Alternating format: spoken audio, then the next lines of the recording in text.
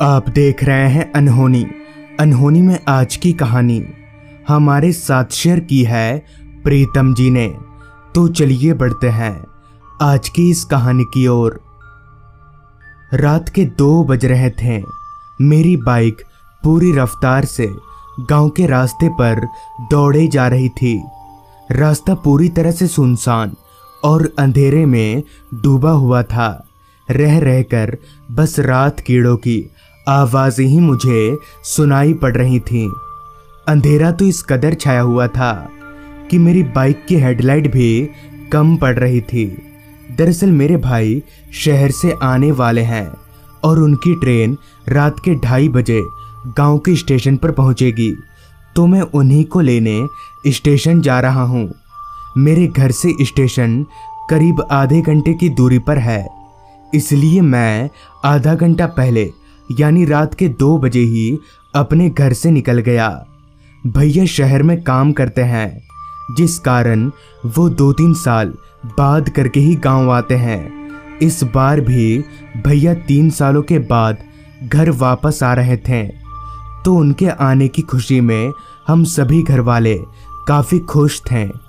कुछ देर बाइक चलाने के बाद मैं गांव के कच्चे रास्ते से अलग स्टेशन जाने वाले रास्ते पर पहुंचा।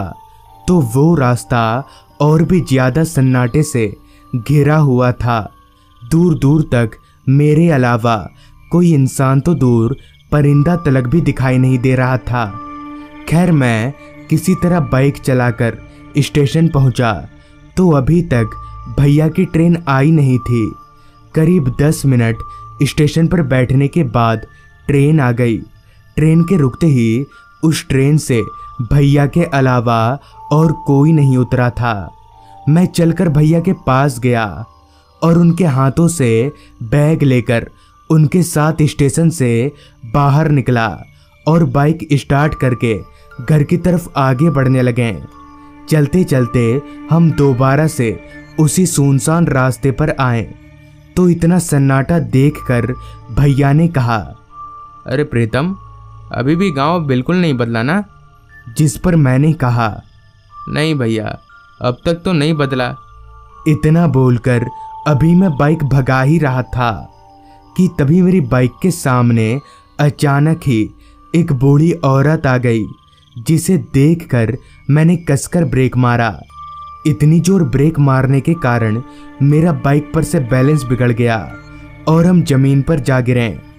एक बात तो अच्छी थी कि हमारी बाइक की रफ्तार उतनी तेज नहीं थी, तो हमें ज़्यादा चोट नहीं आई। मैं झट से उठा और भैया को भी उठाया। तो भैया चलकर उस बूढ़ी औरत के पास गए और उनसे कहा, अम्मा, ऐसे अचानक कोई रोड पार करता है क्या? आपको कहीं लगी तो नहीं? इस पर उस बूढ़ी औरत ने कोई जवाब नहीं दिया। भैया ने फिर दोबारा कुछ नहीं कहा और चलते हुए बाइक की तरफ आने लगे।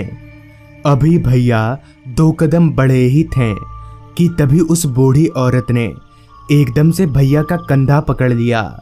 फिर जब हम उसकी ओर पलटे तो उसका पूरा चेहरा अब बदल चुका था। उसकी शक्ल मौत से भी ज़्यादा डरावनी बन गई थी। उसकी दोनों आंखें लाल चमक रही थीं। ये देखकर मैं डर से कांपने लगा और अब भैया भी काफ़ी सहम गए थे। मुझे समझ आ गया था कि हम दोनों भारी मुसीबत में फंस चुके हैं। तभी वो चुड़ैल भैया को घसीटने लगी। अभी वो चुड़ैल भैया को जंगलों के अंदर लेकर जाने ही वाली थी कि तभी मैंने हिम्मत जुटाकर भैया के दोनों हाथ पकड़ लिए।